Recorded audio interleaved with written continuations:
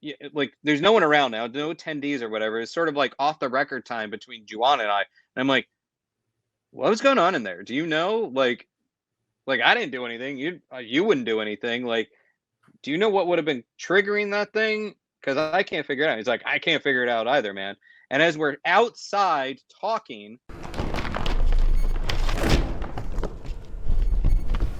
the one and only Aaron Sagers. hello. What's up, Aaron? Hey, thank you so much for having me on your show. Sorry, I'm appearing in a gray box because I've been filming in front of this thing all day long. It's just a lot of gray. Yours is way more colorful. I like it. Thank you so much. I'm always trying to switch it up, but I think I've landed on, I got my favorite things, we're hanging in there. So Aaron, I know tonight you were doing an interview you just mentioned for a TV show. Can you tell us a little bit about that?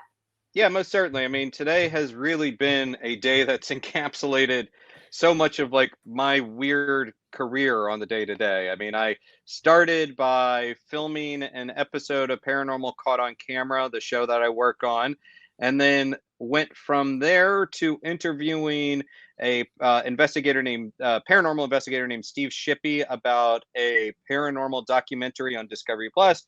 To then I was just interviewing the cast of the TV show Ghosts on CBS, Rose McIver and Utkarsh Ambudkar, which is a new hit show on CBS. So it's good to see. So it's been a lot of ghosts and paranormal today in different genres.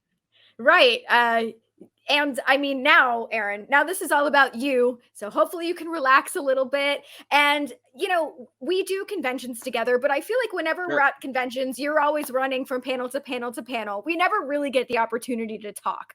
So I'm glad now we finally have the time. Out of curiosity, Aaron, do you remember like the first fan convention that you ever attended, but as a fan?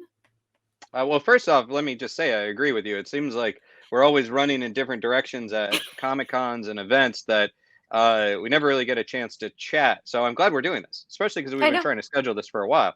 The very first event that I attended as a kid, so I was raised in Orlando. I now live in New York City. And I think I forget the name of the event, but it was essentially a precursor to MegaCon when I was a kid, and I met Peter Mayhew at that event. And so that was a long time ago. But what really kind of gels even further for me is a couple of years later when I was in high school, again, Orlando, I forget the specific name of it, but it must have been either MegaCon or pre-MegaCon. It was very much a comic book convention where I went with a couple of my comic book buddies and we went to buy up some books, some titles that we were looking for.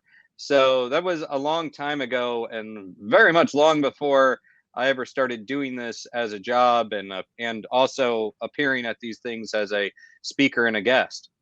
Right. Yeah, because you're on both sides of the equation. Not only do you get to host panels, but you're also a guest at these conventions as well. So I assume that has to be incredibly surreal, growing up, going to these conventions, and now here you are being featured at them. Yeah, I mean, I most certainly I like to think about if I could time travel and say hello to like my 10-year-old self, which I wouldn't do because I would break the space-time continuum. It'd be bad news. But if I were to do that, I would be like, hey, little nerdy Aaron, with maybe slightly less facial hair.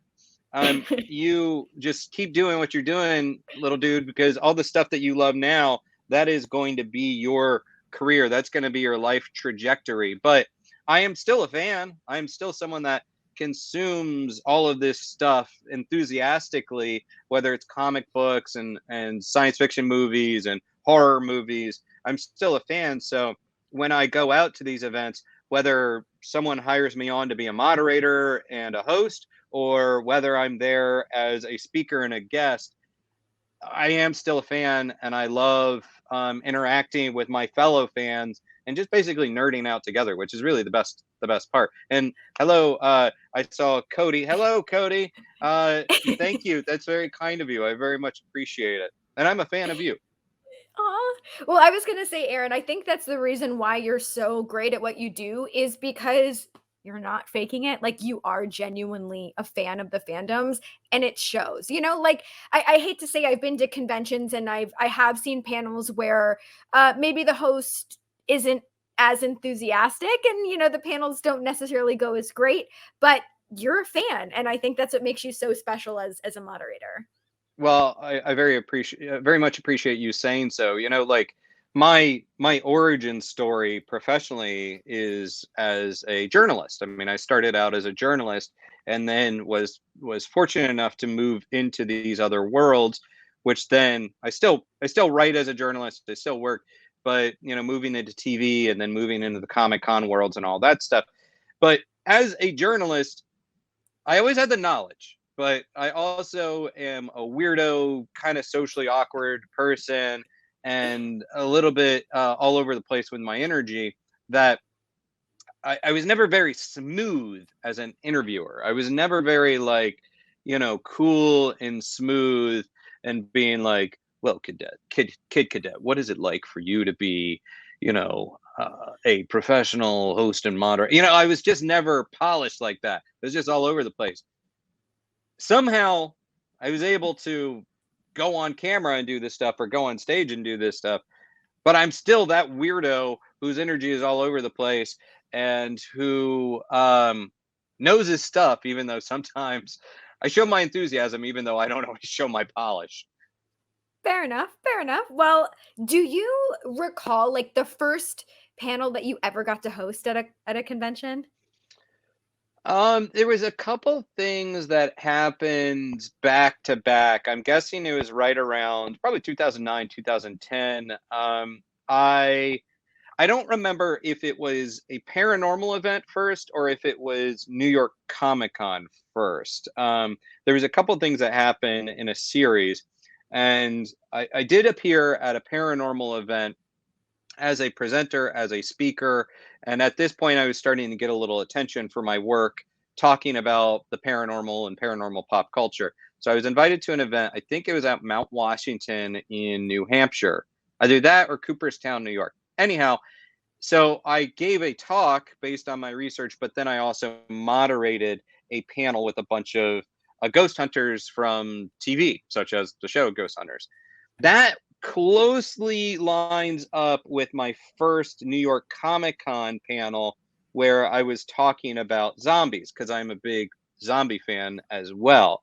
So I forget precisely which came first. I do know shortly after that was my first horror con, which was Spooky Empire in Orlando, where I was both moderating for guys like Dave Tango and Steve Gonzalez, while also talking about the horror genre and talking about the paranormal on my own panels. Oh, that's wonderful. And I love those guys so much. We've Yeah, had Steve on here like 6 or 7 times now. I Steve's mean, great. he's really amazing. Well, okay. You already mentioned breaking the space-time continuum, but let's say, Aaron, okay, we had a TARDIS, a DeLorean, some type of time traveling device, and you could travel to interview any human ever. Who Okay. would you want to go back in time and interview? This question, I think about this question and my answer always kind of varies. I'm going to say, well, actually, I've been fortunate to interview a lot of people that I would consider heroes. But I would say probably going back and talking to right now, maybe Rod Serling of the Twilight Zone, who created the Twilight Zone. I find him to be such an exceptional storyteller who continues to influence science fiction and horror. Plus, I absolutely love the Twilight Zone. I'm such a nerd for it. That's one of the people that I would go back and talk to. Now, I don't know. I feel like there's so many people that I'm also someone that would probably just travel around and visit a bunch of old bars and be like, oh, there's William Shakespeare, there's Edgar Allan Poe, there's David Bowie. I've never met David Bowie. Would absolutely love to meet David Bowie. Never met Prince, even though those guys are only have shuffled off their mortal coils only a couple of years ago. Never got to meet them. They would be ones I would go back and meet and engage with. So I don't know. There's so many. How about you? Wait, I'm flipping the script here. Who would you Go go ahead. back and interview? Okay, so if I could interview someone now, like if someone that is still living, Judge Judy Okay. or RuPaul, I think would be Okay. my two like for right now. And if I had a time traveling device and I could go back, gosh, I'm gonna have to say Elvis. I love Elvis. I love Yeah. Elvis. I mean, I'm a big Elvis fan. I think that's a great choice. I mean, I would love to have talked to Elvis in his prime, before he had outside influences that really started bringing him down. But yeah, most certainly, I would love to talk to Elvis. And and look, Elvis, as you know, I'm a big fan of tiki cocktails and tiki culture, and I think Elvis would get down with that. We'd have some blue Hawaiis together. Oh my gosh, what a dream, a literal dream. Well, okay, since you are mentioning the tiki culture, and you said you're initially from Florida. So Mhm. had you been to Mai Kai? I'm not sure like when Mai Kai started becoming like a big staple within the Florida scene. Yeah, Mike High in Fort Lauderdale. First off, I love it. It's one of the few remaining original tiki palaces where I mean it shut down in 2020, and it's remained shut down after it suffered some damages from a hurricane. They are going to be reopening it. I don't know precisely when, but I was actually I went there right before it shut down, like right before it shut down. I had nothing to do with the hurricane. I did not conjure any weather gods, but so I do love Maikai. I wasn't really familiar with it until later years. My thing with the tiki culture is that I always knew that I was a beach kid. I always knew that I loved the sunshine and the beach, and then also was a spooky kid who loved horror movies and dark stuff, which I now combine, I guess, with all of my loves. But so I always knew that I liked these brightly colored patterns, but I didn't quite get what tiki culture was. And I started learning more about it as time went on. And then when I started traveling a lot, I was finding myself in cities with these great tiki bars. And I had been to tiki bars before, but then I decided to make that kind of my thing. Every city I would go to, I would find a new tiki bar wherever in the world, whether it's like Bucharest to Budapest. I would find a tiki bar and then try to acquire a tiki mug from those locations. So that became very much part of my identity and the thing that is a habit when I travel. That's so fun. Like because it's interesting that you mentioned these cities and I'm like had no idea that all these different places would have tiki bars. I'm sure a lot of people have no idea. Sometimes it's more of a challenge than others, so you have to have wiggle room with the rules. Mhm. Occasionally you just have to go for a poster of a pineapple and a really cheap palm tree sticker or something. But There we but go. but there are some really great ones around the world in places that you would not expect them. Huh. Okay, so you mentioned the Blue Hawaiian. Is that like the go-to good drink that you'll get at a tiki bar? My staples, so it's a challenge because you have to be real careful because you can get real drunk real fast. But Sure. my staples, and I think they're solid staples for tiki culture is, you have the Mai Tai, which is classic, one of the originals. You can tell a lot about a bar based on how they make their Mai Tai. And then from there, I do like a good painkiller. Definitely a sweet drink. Technically, some people would say it's more tropical than tiki, but I still find it to be a really nice, satisfying, sweet, tasty drink. And then from there, a zombie. And from the zombie, you get this combination of all of these flavors. And it shouldn't be overly sweet. There should be a nice tartness to it, but it also packs a punch. It's a hell of a powerful tiki drink. Now, mixed in with all of that, I want to know what the individual bars can do and how they make a suffering bastard at suffering bastard, but also what are their original concoctions? What separates them from every other tiki bar? So, based on all of this, you might be able to determine that when I go into a tiki bar, if I'm like six drinks deep, it definitely leads to a very colorful night. I'm certain of it. I've had a zombie at my Kai, and Yeah. yeah, we were there. My husband and I were there for our anniversary. I believe it was a year or two ago, shortly before. I think you mentioned it was a hurricane. I think there was also a fire. There was Yeah. a lot happening there. But Aaron, next time that I see you at a convention, I want to go with you to a tiki bar, please.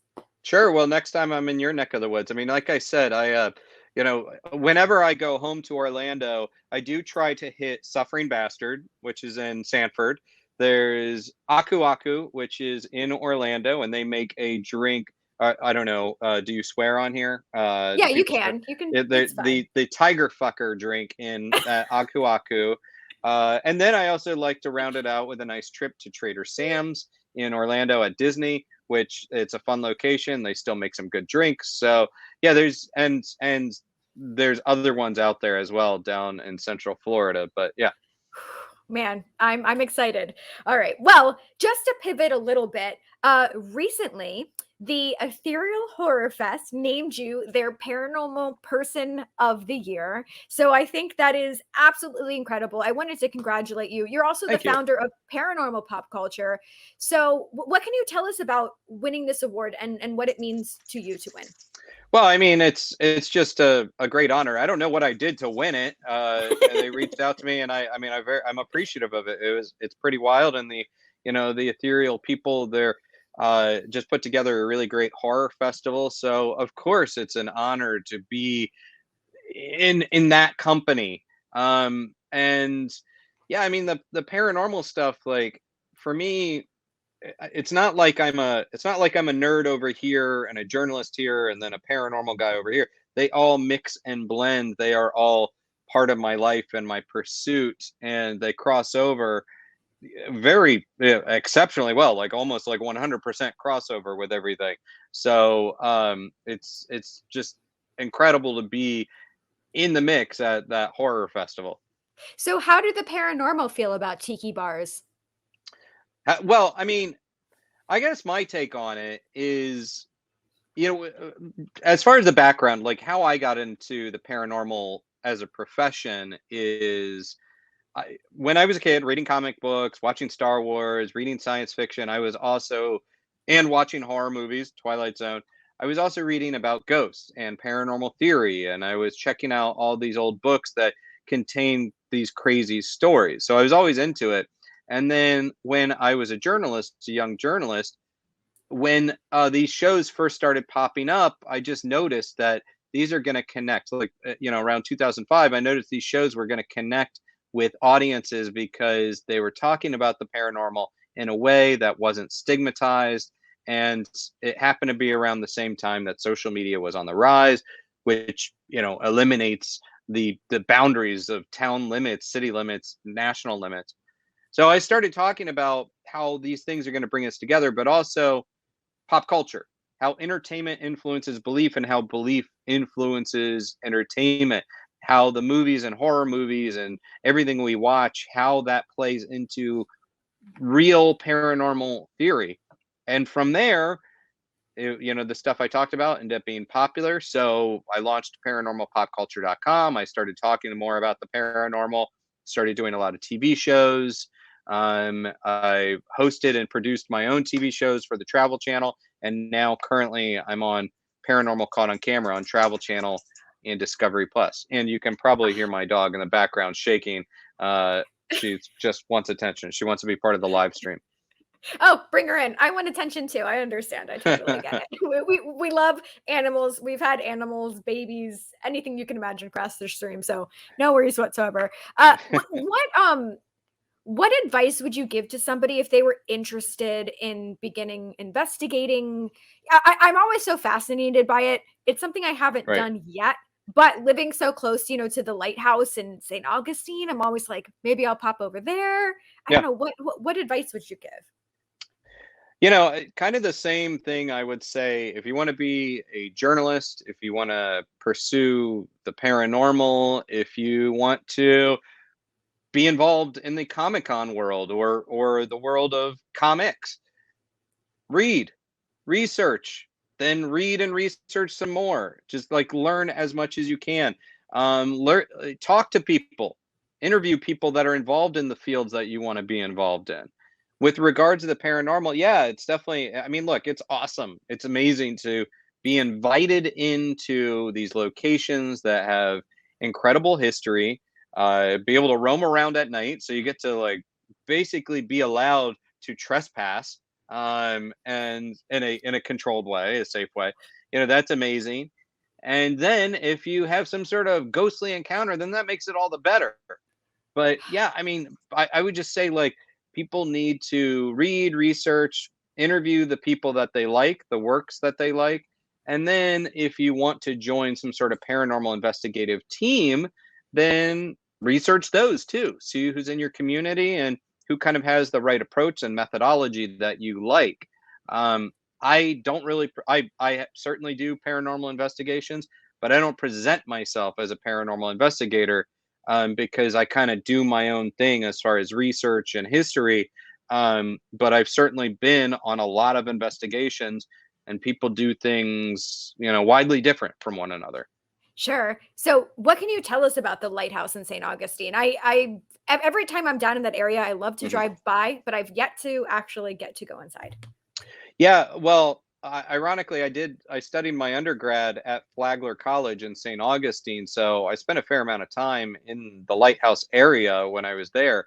And then later on, started doing these paranormal events, and getting involved with things where I was invited into the lighthouse to pursue, potential spirits. I'll tell you, like, it is an amazing place. It's got incredible history. I've had some really weird things happen in there that I can't explain, from seeing potential shadow figures to hearing noises and whispers. I will relay a recent anecdote. I was there in, I think it was August or September, and I was there it was with a bunch of people from Kindred Spirits, such as Amy Bruni and Adam Barry, and a couple other folks from other TV shows. And I was there, and so was Juwan Mass from Ghost Brothers. Juwan and we were at the lighthouse. We were inside the lighthouse, and we would have groups of people come through, like ticketed attendees that wanted to investigate with us. People want to investigate with the people that they see sometimes on TV. And so we're in there, and at one point we set up a REM pod on a certain level, and a REM pod generates an electromagnetic field around it. And the theory is if something gets close to it and breaks that field, it will chirp, it will make noises depending on how close it's coming to the device. In the simplest terms, that's what it does. We set this on an upper level in the lighthouse where no one will be going. No attendees will be going up there for safety reasons, because it's this kind of dangerous spiral staircase. So it's Juwan and I on the ground with the attendees, and this thing starts going up. We're like, nothing should be going off up there. And he goes up to take a look, and he's like, there's nothing up here. He comes back down, and it goes off. And I'm like, all right, I'll go up. Goes off. Nothing should be up there. Come back down. We carry on with the talk, the investigation with everybody. And then this rotation of people ends. So Juwan and I go outside, and we're chatting. And I'm like, dude, like, yeah, like there's no one around now, no attendees or whatever. It's sort of like off the record time between Juwan and I.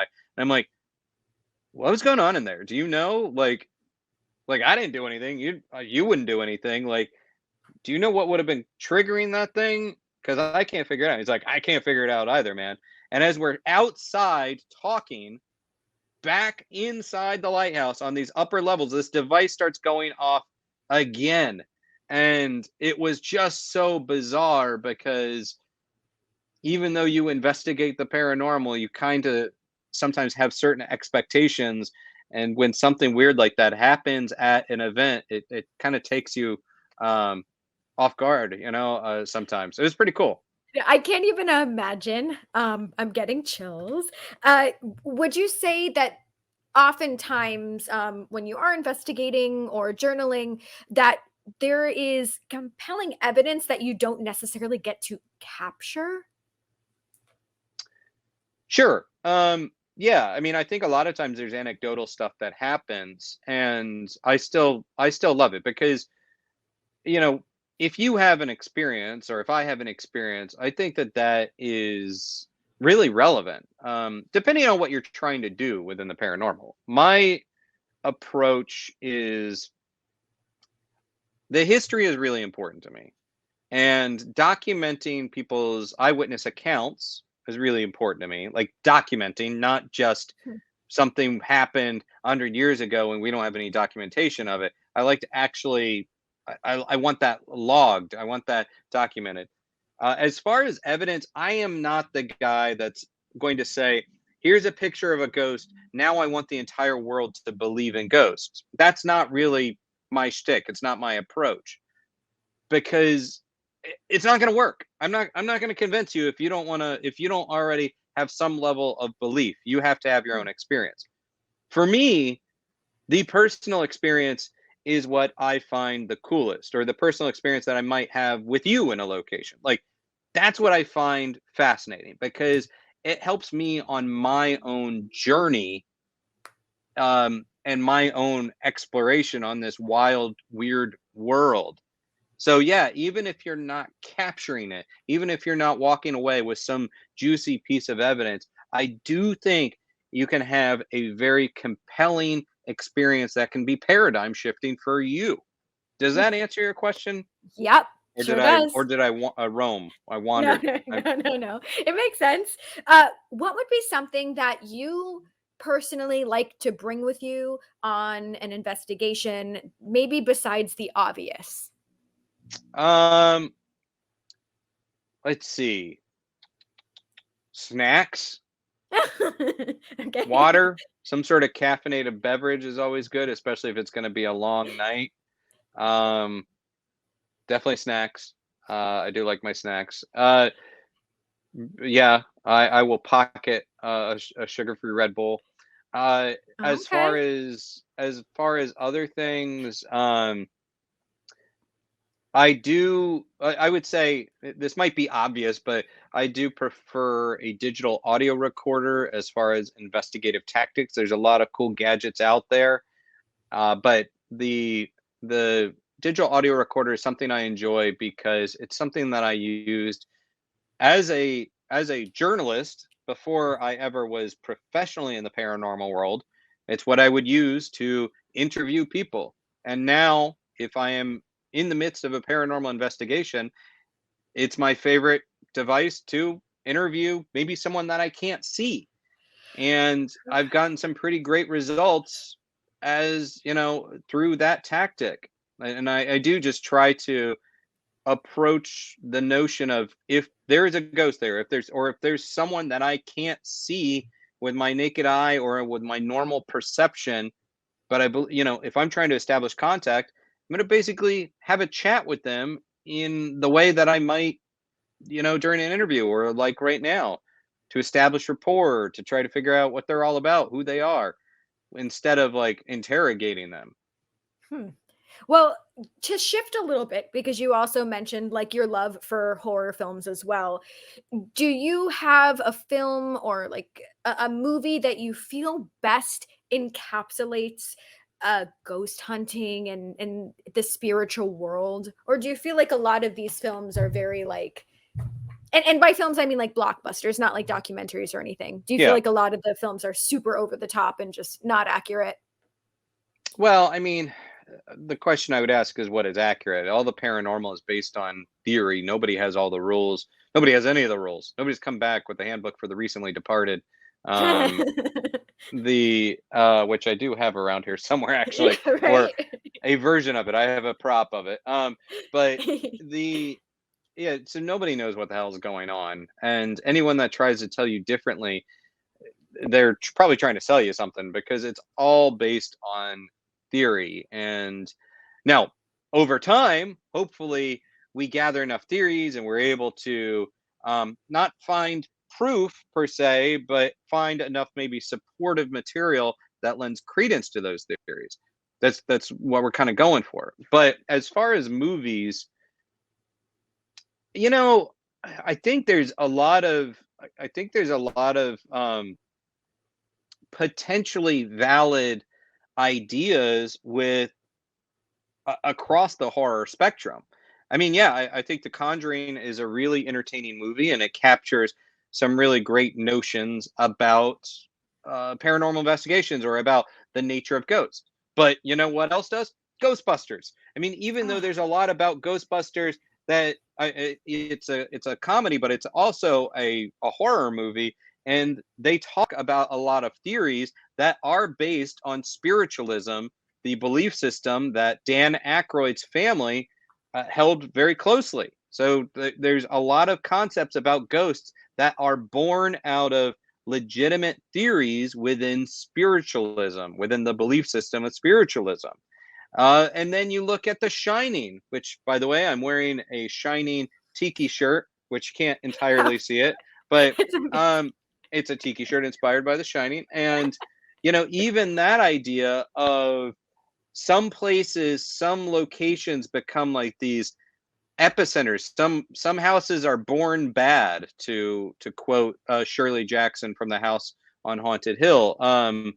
The you know, some locations are just like uh, draw in activity in theory, and and spirits could potentially get trapped there, could get locked in there on some sort of cycle, and then even operating on different levels, like you know, from different timelines all at once. um and even the Netflix adaptation, The Haunting of Hill House, that that series has a lot of great theories within it. It's a great horror series, but it has a lot of great theories that I think could be applied to paranormal theory. The notion of time slips, or sometimes ghosts are actually us from another timeline, and they're haunting us in this timeline. There's a lot of things that my nerdy brain has come to think that creative people, artists, writers, uh, sometimes lock onto more of a truth or potential truth than they even realize. That their creative brain receives these notions in a very pure way, even more than maybe a paranormal investigator might discover by actively going out and looking for it. Whoa. Well, since you mentioned Ghostbusters and I had mentioned the DeLorean earlier, okay, if you could have a car from like any film, or we'll even say TV franchise, whether it's the DeLorean or Ecto One or the Dragula, is there a Hmm. car that you would like from any franchise or TV show? Well, let me ask you, if I Okay. take this car, does it Okay. get does it does it serve the purpose that it served within the movie, or is it just, you know, a cool looking car, you know, inspired by the movie? Let's go. It's just a cool looking car. Oh, okay, cool. Because otherwise I would have just gone DeLorean, you know, Yeah, you time have machine. to, right? Like, of Um, course.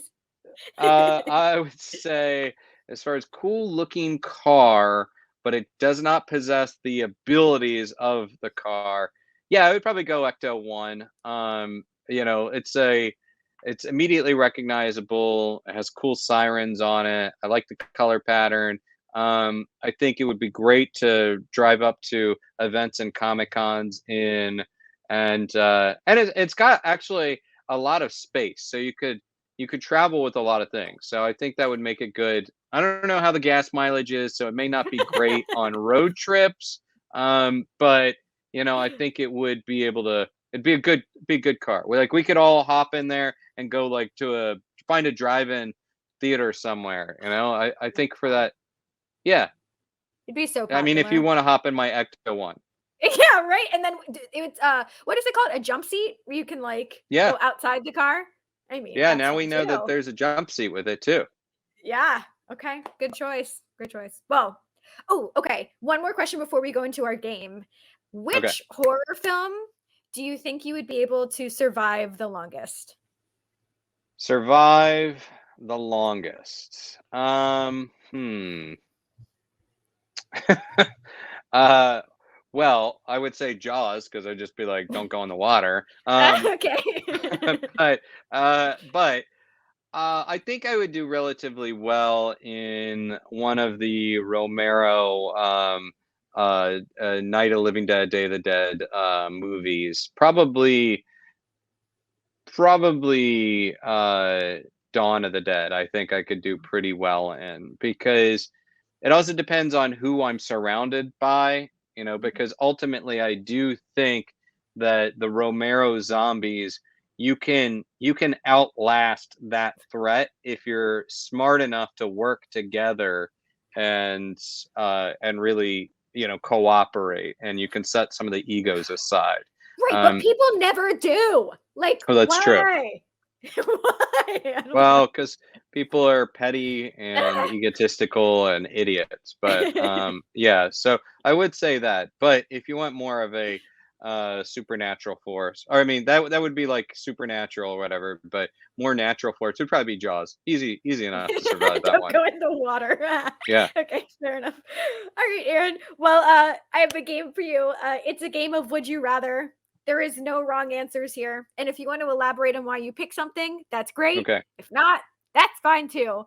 So, ooh, I'm so excited about these. Aaron, Okay. would you rather always have to speak in Dothraki or always have to dress like a Dothraki? This is Uh, every day.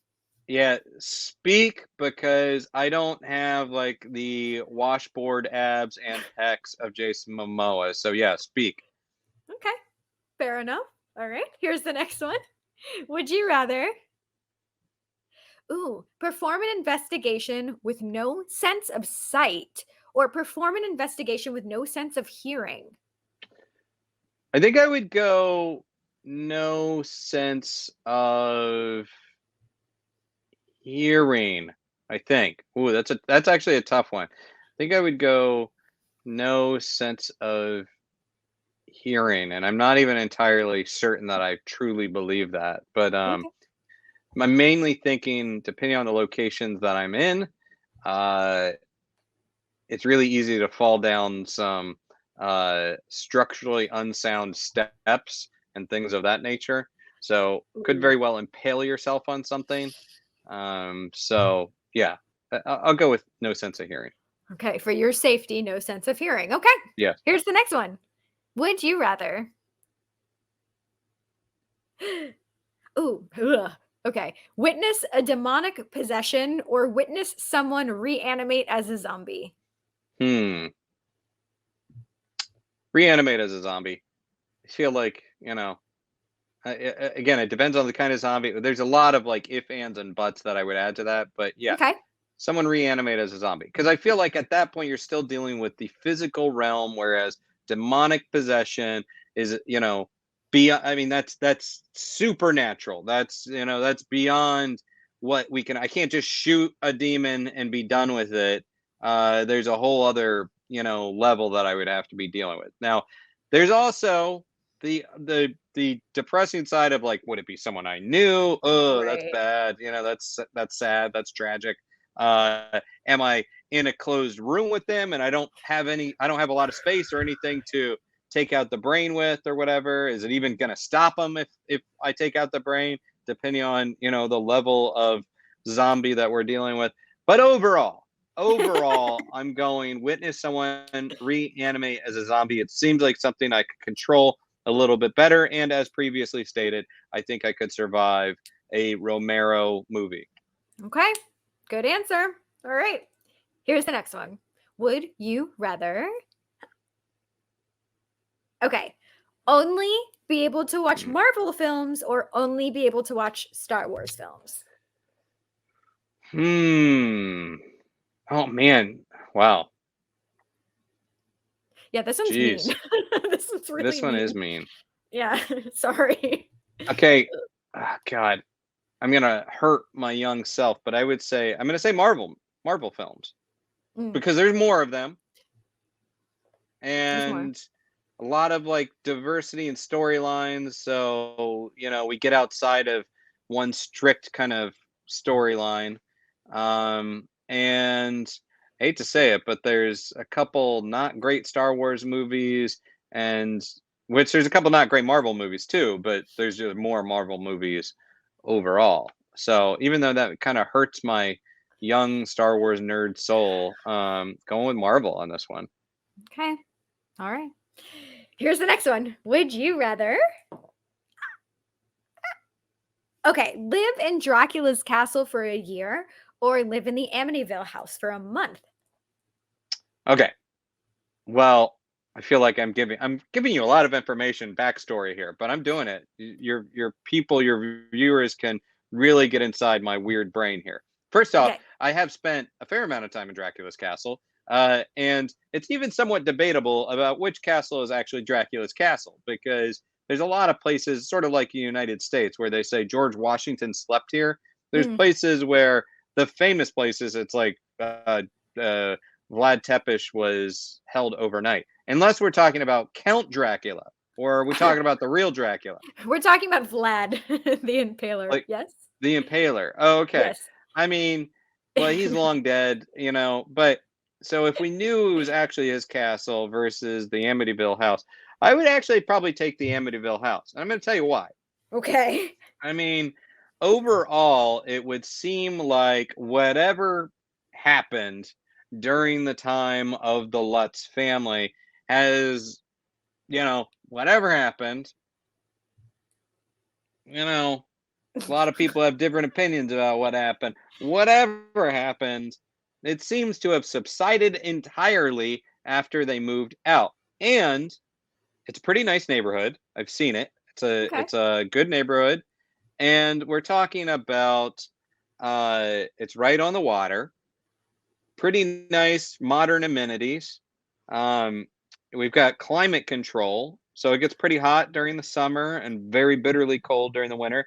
So we've got nice cozy environment, which the castle probably doesn't have. Lots of draftiness. Mm. So yeah, and it's kind of close to other, life, close, not that far from New York City. So yeah, I'm going with that. Now, if the walls were bleeding and demons are popping out around every corner, that might make it a little bit more difficult of a challenge. But right now, yeah, I'll take it right now. Okay. Location, location, location. Yes, That's what I'm getting from exactly. it. Okay. All right. We got two more, Aaron. All right. This is the next one. Would Oh, you rather have your life narrated by Rod Serling or be able to ride the Tower of Terror every day? wow. Did you already wait? Did you come up with this on the fly, or you came No, up no. like? We Oh, okay. research. So even though, okay, well, the Rod Serling stuff. All right, yeah. Well, I would definitely take I would definitely take Ride the Tower of Terror every day, even though my appendix burst while writing Tower of Terror when I was in my teens. Um, I still love that ride. I still think it's one of my favorite rides, if not my favorite, the favorite ride. I would do that every day because that's also like maybe, assuming you have a fast pass or whatever it's called now, you'd be able to skip the lines, move through. It's a relatively short amount of time, and you could just keep doing it if you wanted to.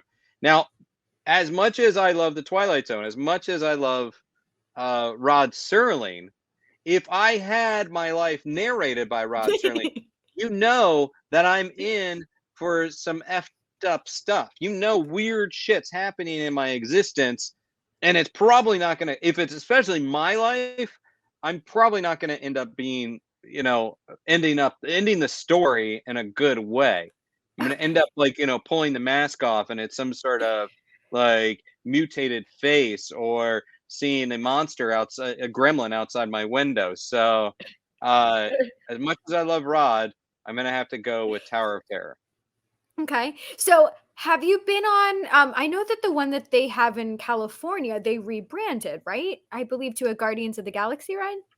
Yes, and I have been on it. How does it compare? I have yet to go. I think it's a really fun ride. I think that they really kind of capture the fun and the adventure of Guardians of the Galaxy.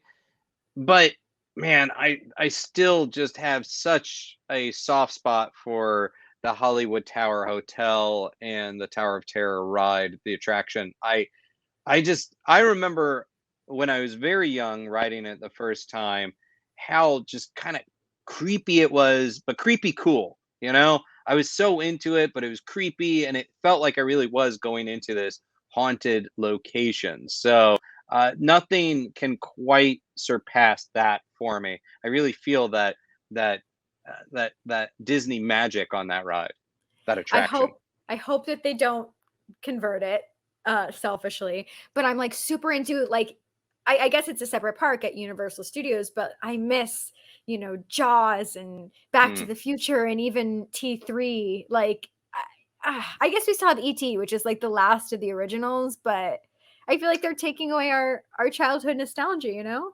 Yeah, I mean, I do love Diagon Alley and but the Wizarding World, but yeah, I miss the Jaws ride. I mean, it was fun. It was a little hokey, but it was fun. I remember the old King Kong ride at Universal Yes. Studios, and that was great. I guess that's where the Mummy is right now, and which is also probably like 20 years old. And but yeah, I mean, I guess things evolve and move on. I don't see. I could be wrong. I don't anticipate Disney uh, revamping or reskinning the Hollywood Tower of Terror attraction. I don't. I just don't see because that is such an icon at this point. But one never knows. That's true, but I think they are doing a Guardians ride at Epcot, so maybe A separate that's one. Yeah. yes. Yeah, Okay. which is great because at least Magic Kingdom, Disney World has the ability more land. They can kind of do different stuff, so we can still get our taste of Guardians, but it'll be an entirely separate thing. I will say this. Do you want to? I don't know if this is actually true or just urban legend or whatever, but you mentioned the ET ride Mhm. and the story, the lore behind the ET ride at Universal Studios. The reason it's still there, granted it's a very old ride, I still love it, but the lore has it that Steven Spielberg allowed them to use his properties at Universal Studios and help them out, give them the blessing on everything. And one of the stipulations was that whatever you do, you can never take out the ET, the extraterrestrial ride. This has to stay. According to lore, that is what is said about that ride. That the reason it has not been removed, despite the fact that the movie is turning 40 this year, I believe, and maybe not the most well-known movie of Spielberg's repertoire, that it's because he wouldn't let him do it, wouldn't let him take it out. I did That's hear the that lore. as well. I did hear that as well. Man, but the past couple times I went, it hasn't been open because you could give your pass card, like the card with your name on it. That's always the best, is making up a fake name for ET to say. Hmm. I don't think he does that anymore. Well, you say that, and first off, you are just some sort of horrible like person to mess with ET that way. I'm just rethinking your entire character. But for years, yes, no, don't screw with poor ET. But for years from I went on that ride and ET never frickin' said my name. At Uh, most, it would be a jumble of names like goodbye, Heather. Like you couldn't quite get it. But I will say, about 2 years ago, I was on that ride and I was up front, and it was the first time I ever clearly heard ET say my name. Goodbye, Aaron. And I was like, it was a scream moment. Like, he's it, finally, finally. So oh man, I I love it. yeah, so maybe that's why I would never be such a uh you know a miscreant such as yourself as to give ET a fake name, because I've never enjoyed the pleasure of ET saying my name properly. Well, sorry about it. It was never a good fake name either. Like, it was on brand with, like, Heather. I'd be like, my name's Stephanie, and I'd be like, that's so fun. I don't know. I should have come up with something more creative, but that's great. All right, Aaron, we have one more. Would you rather? This Oh, is the okay. final one. Okay, here we go. Would you rather visit the catacombs in France or visit the island of dolls in Mexico? Unless you've already been. Well, this is kind of it's kind of a cheat because I have visited the catacombs in France, and I actually was able to spend some time pretty much alone down there. I have not visited the island of Dolls, so I'm gonna go with the island of. I mean, I would happily go back to catacombs in France, but I'll go to the island of Dolls since I haven't been. Awesome. Well, we have reached the end of the stream, and as long as you're not still mad at me about the ET thing, I hope we could do this again in the future at some point, whether at a tiki bar, a convention, an investigation. Before we do wrap this up, is there any final thoughts you want to leave us with here today? Well, it's going to take a lot of winning me over after the ET nonsense. It's really feel like you struck something at my core. But So I imagine we can move past this. I sure hope so. No, I mean, first off, thank you so much for having me here. I'm so glad that we could make it happen. Finally, I know we've been talking for a while, and I appreciate anyone that stuck in there to listen to all of my rambling nonsense. And you would think after speaking all day long, I would have nothing left, and yet I still am able to be a chatterbox. But I don't know. I would just kindly say I've got a couple things going on. First off, waiting for the premiere date for season 5 of Paranormal Caught on Camera on Travel Channel and Discovery Plus. Got 26 episodes coming at you. Don't know exactly when that season is going to start, but keep an eye out for that. Secondly, I am launching a new content series with denofgeek.com. And we've already been doing these video live streams and interviews, but we're now making it official. We're calling it Talking Strange. It's going to be a video live stream content series as well as a podcast. So check that out. All things weird, covering everything from Mothman to werewolves and cryptids and, of course, ghosts. And then, hey, if you have found me on this and you didn't know who I was before, that's okay. But please say hi to me. Reach out to me on Instagram, Twitter, Facebook at Aaron Sagers. And I also have a little Patreon thing going on. And on Tuesday, hit me up. I'm doing a sort of pseudo live rewatch of the Mothman Prophecies movie, which on Tuesday, the 25th, is its 20th anniversary. So we're going to kind of do a legally sound live rewatch so I don't get sued. Right. We don't want that. No, I definitely do not. Awesome. Well, before I let you go, we're going to go over our upcoming guests that we have, I guess, for the rest of January going into February. Yay. Okay. So next Tuesday, we have Phil Moore from Nick Arcade, which should be fun. Thursday, we're welcoming back Clownvis, Obsessed. And then we also have Ty Zamora from Alien Ant Farm that's going to be joining us on February 1st. But Aaron, until we meet again, this has been so much fun. It has been such an honor. You are so multifaceted and knowledgeable, and I could just listen to you talk all day. And I hope I get to see you soon. Thank you so much. I can't wait to see you soon. And hey, stay spooky. Yay! I love it. All right, guys. We'll see you next week. Bye, everybody.